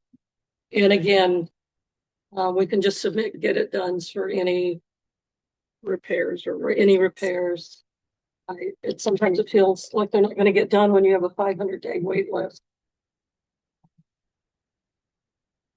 Okay, so we will have some street lights, new street lights, and some sidewalks, and virtually everything that else that was on the survey were street paving things. And again, for those, I talked with Anissa, and those can all be referred to the District 9 office for help. Say in District 4, you would do the same. You could contact Bruce if you want to see streets repaved and see about getting streets on the list, which again, I think. So the only new item that is an actual CIP is putting the Salida Strip Park improvements back on the list since that was de-scoped from Pendleton. We'll put that back in. So that's Salida. That's a part of Pendleton. It is a part of that was Pendleton. de-scoped out because it was going to be the dog park at one point. It was going to be the dog park, and then it was also going to be like a fitness trail with fitness equipment. Well, it was de-scoped, and now they're just not maintaining it. No, but it's a really legit CIP to do that. Okay, so that leaves the 3. That's the space Salida.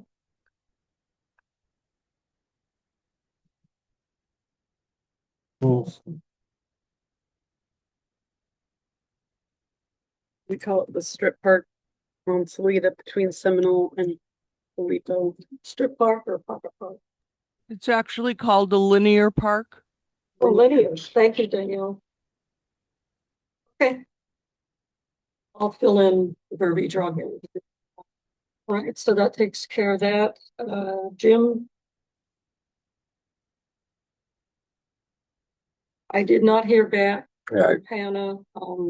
There is some question about whether the Leah Street connector is actually going to be needed. Yeah, you told me that it's not going to be, it's not part of the project, right? I do not know because they didn't respond.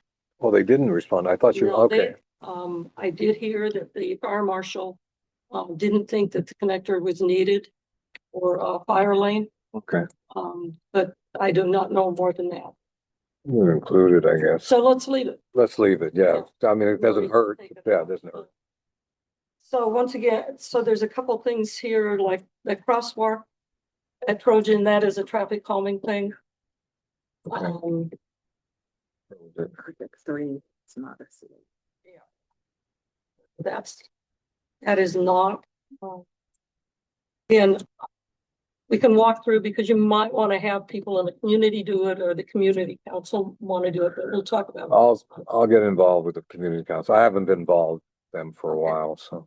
I'll put together like a little thing for you with the links. It's pretty easy. You just submit it and you wait 6 months. Or longer. Or longer. There's some broken sidewalks. Here's a question for Anissa or Bruce. Streets on a commercial corridor, who has responsibility for maintaining the sidewalks? Is that a city thing? Or would the owner of the property have to maintain the sidewalk on a transit corridor, commercial corridor? I think they're it's a double. I don't want to say anything else could be wrong, but just, yeah. Okay. Yeah. Okay. So we'll hold off on that one, Jim. Okay, I know what you're talking We'll about. keep it on there for now, but it depends on who has responsibility. You know, like in a residential area when the sidewalk's damaged, that's a homeowner's responsibility now. Right, and I understand what you're saying. So we're on a commercial corridor, though, El Cajon Boulevard. I'm not sure who has responsibility. Maybe the maintenance assessment district, because I don't know. Yeah. Well, they do improvements on their own. Yeah. But from what I know, through like sidewalk improvements, like historically, just because the city does have a policy on who's responsible. So if it's in front of a resident, it's now like a homeowner's responsibility. But the city has an outline for city sidewalks, and I can share that link out to you all. So you Yeah. Okay. Okay. And then 54th, I guess. Danielle? Yes, I think it's not a MAD on Elkhorn Boulevard, Lynn. I think it's the Elkhorn Business Improvement District. Steve Yeah. Right. Snyder. Right. Steve Snyder would be the guy to ask. Jim Stunner. I'm Jim sorry, Snyder. Jim Snyder. And Yes, it's a thank you. college area. It's a college area business district. Right. Yeah, but they go on both sides of the boulevard. Right, exactly. Okay. The only one question I had, Lynn, was and I should have got back to you, was with the 54th Street and the chain link fence. I have a suggestion for you and for Webster, that we submit this maybe as a Eastern area. Add it to our list because someone in Webster actually suggested beautifying, Euclid and 54th. As did this project, which is beautifying 54th from El Cajon to, let's say, University. Right. Why don't we make it one, because we're talking about it impacting 4 communities here. Where they're going to be putting in a class 4 bicycle lane. So why don't we be asking them, let's maybe see if we can do this a little better than the University Bikeway project got done, where we can actually ask for some beautification and get some trees.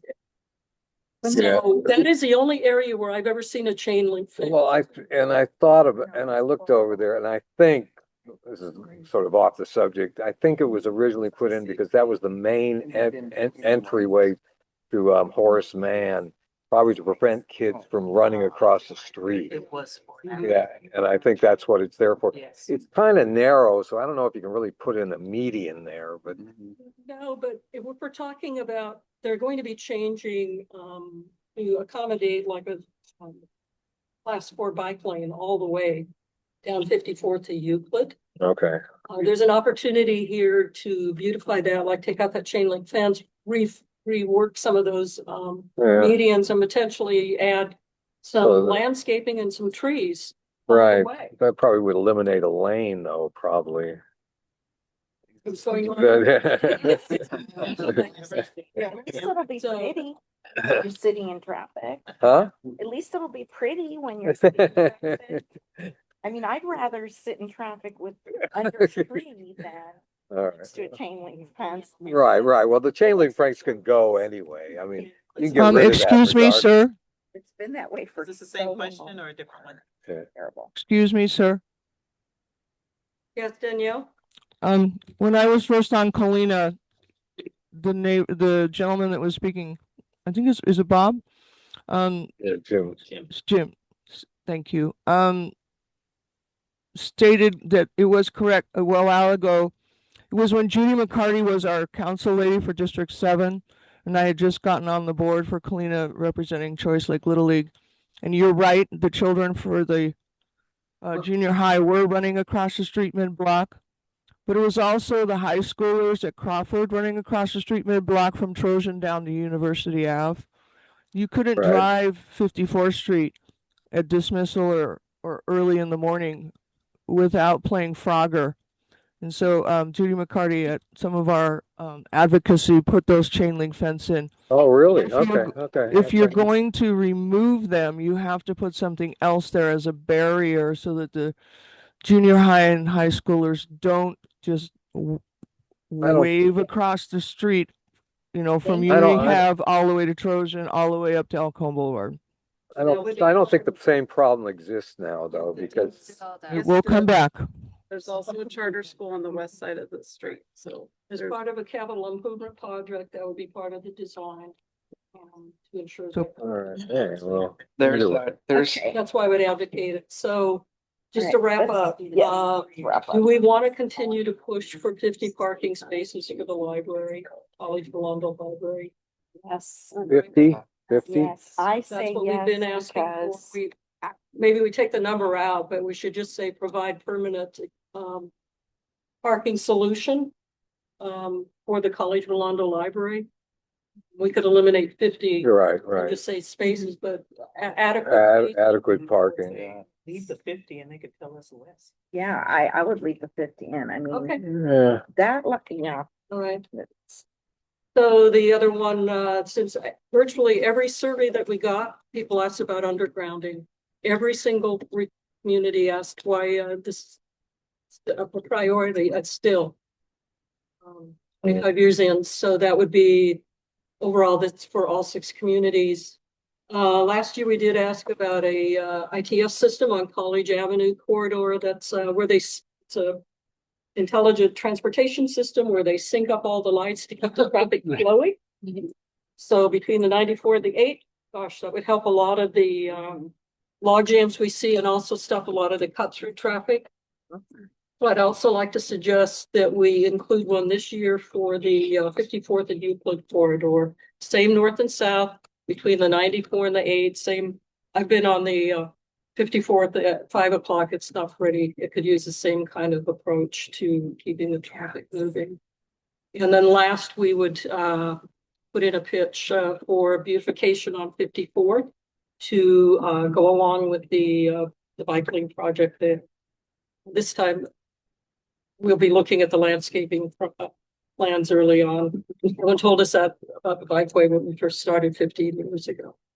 So that's 5 from us overall for our communities, plus the 3, 4 that we have for each community.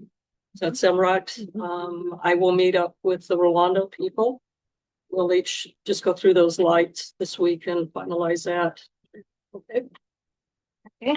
All right. Need a motion to approve or not approve submitting CAPs as we discussed this evening. We'd like to make the motion. Motion to approve to submit. I second. Right. Anya, Yes. Jim, Yes. Markin, Richard, Yes. Markand, not back, okay. Emily, motion, yes, Kim. Jessica. Yes. Okay. Done, good job.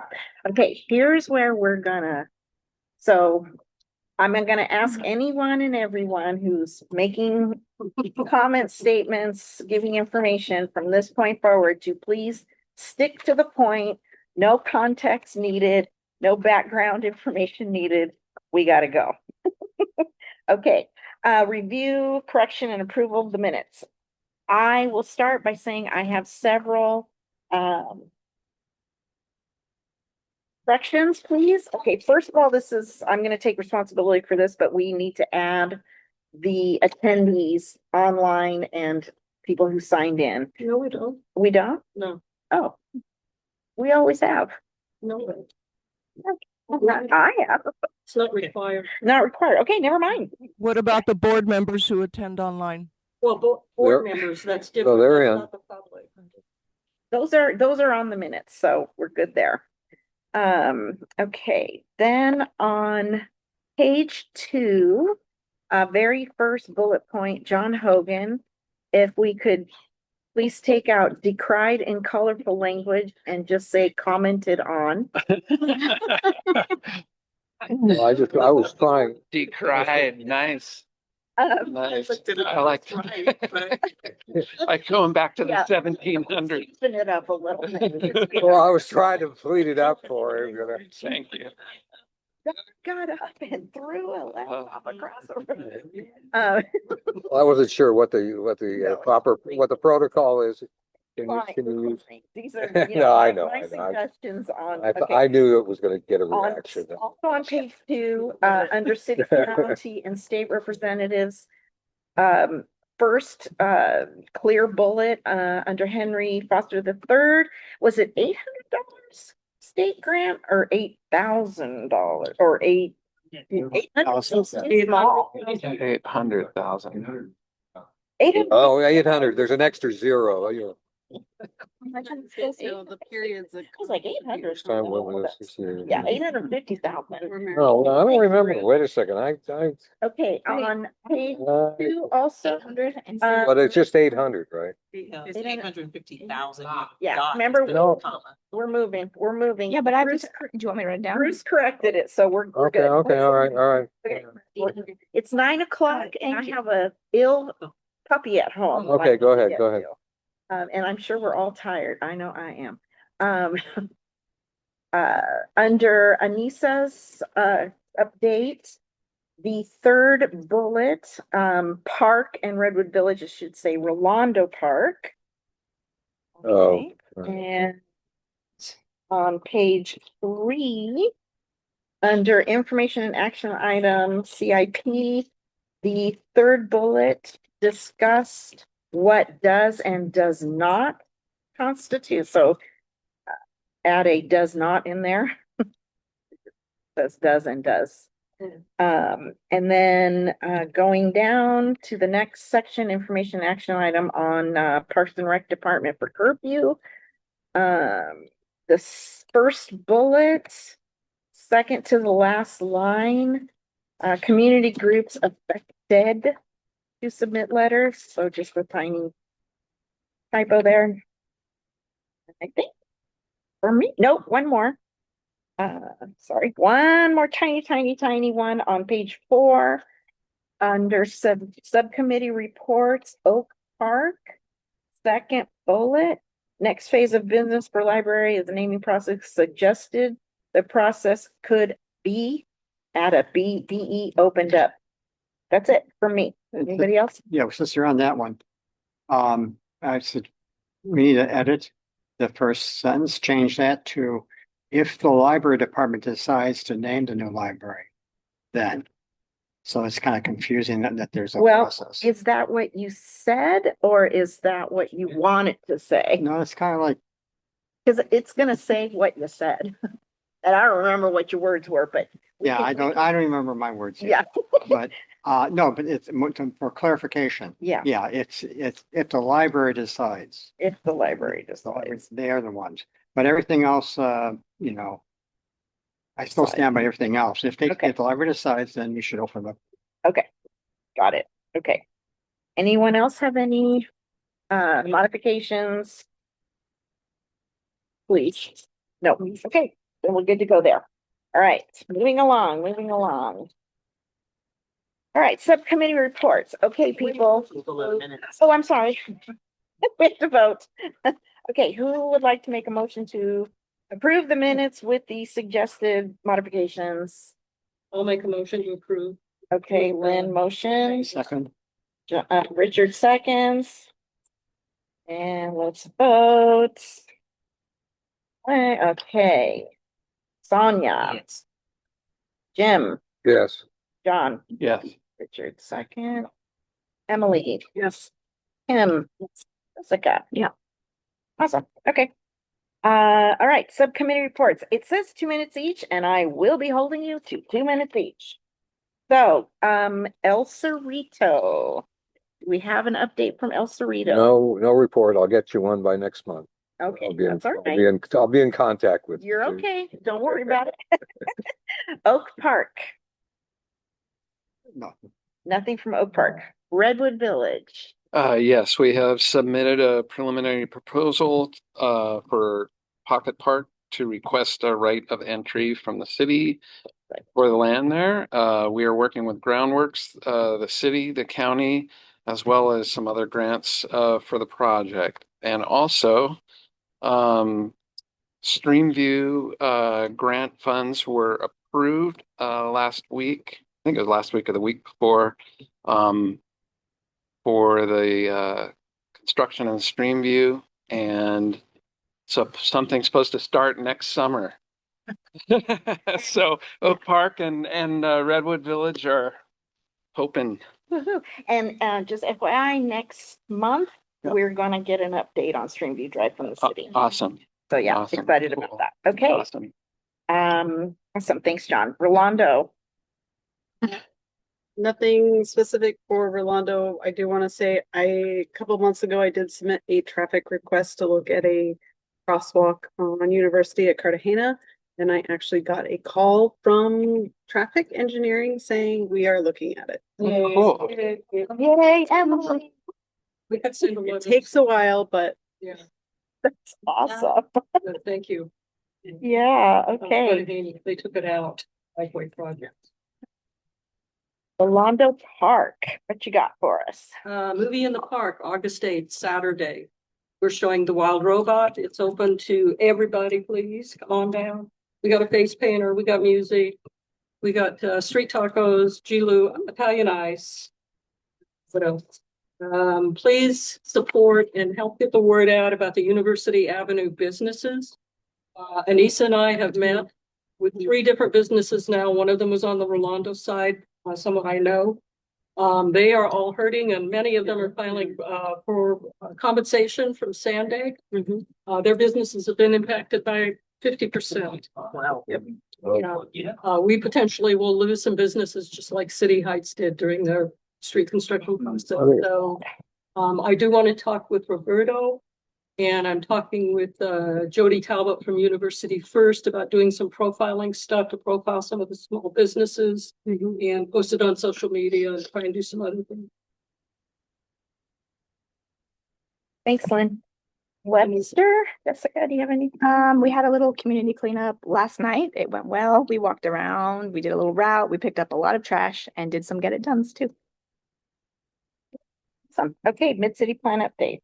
I'm not going to do it this month, except to state, I want to echo what Daniel said. SB 79 was released by Sandag last month. It's quite a bit wider than what it initially looked like. The biggest impact to us, which really is not much of an impact at this end, is at the far east end of El Cajon Boulevard, like where they're going to be building, want to build these 27 units. That falls within that area. I don't know. We'll have more time to talk about it next month. I have some maps and I will show you in detail what that means in terms of the amount of the housing that they can actually put to a building. I also don't know if they'll be here in September. I'm asking them to reconfirm because a change in the Sandag maps of impacts Kensington, Normal Heights, and City Heights. The impact to us is not so much. So we're not sure if the Mid-City Alex is will going to be find here out in on this September. week. Yeah, they're supposed to come, but this impacts their workload because they have to go back and look at all the numbers again. Okay, Parks and Rec, Danielle. Okay, so I want to thank Anissa for giving us the update on Pendleton and Joyous Triangle Park. That's awesome. For my update, tomorrow is a Kalina CRG meeting, 6:30 at Kalina Park at the Rec Center. We might be talking a little about the Tubman project that's just on the other side of El Cajon Boulevard in the college area, a joint use project. And then Thursday is the San Diego Parks and Rec Board. We meet usually third Thursdays, 2 p.m., Balboa Park Club, and we'll probably not be meeting in August for the Parks and Rec Board. Thanks. Thank you, Danielle. Okay, and CPC May meeting, I made a typo, mayor meeting. I do not have a report. No report. Okie dokie. For the good, oh, Anissa? I just had a quick Yes. comment after Lynn mentioned visiting some of the businesses. District 9, we are highlighting small business Saturdays on our social medias. Just wanted to plug that in if you know any small businesses within District 9, especially highlighting those businesses who are being affected by bikeway project and are losing a lot of their customers due to parking and everything like that. Please feel free to share out any of those businesses. Sean and our team will love to come by and highlight those with the address and everything like that in our Instagram. So people are aware of those businesses, and hopefully, I know Lynn mentioned probably work out of block party series where we help highlight those businesses. So those are in conversation. Just wanted to plug that in there. Thanks, Anissa. Okay, our meeting is adjourned. It's 9:12. I have to say for the good of the order and adjourn. We are adjourned. Thank you. At 9:12. Thank you, everybody. Not bad. Thanks, Have a good everyone. evening. Yes, thank you so much. I'm sorry for yelling.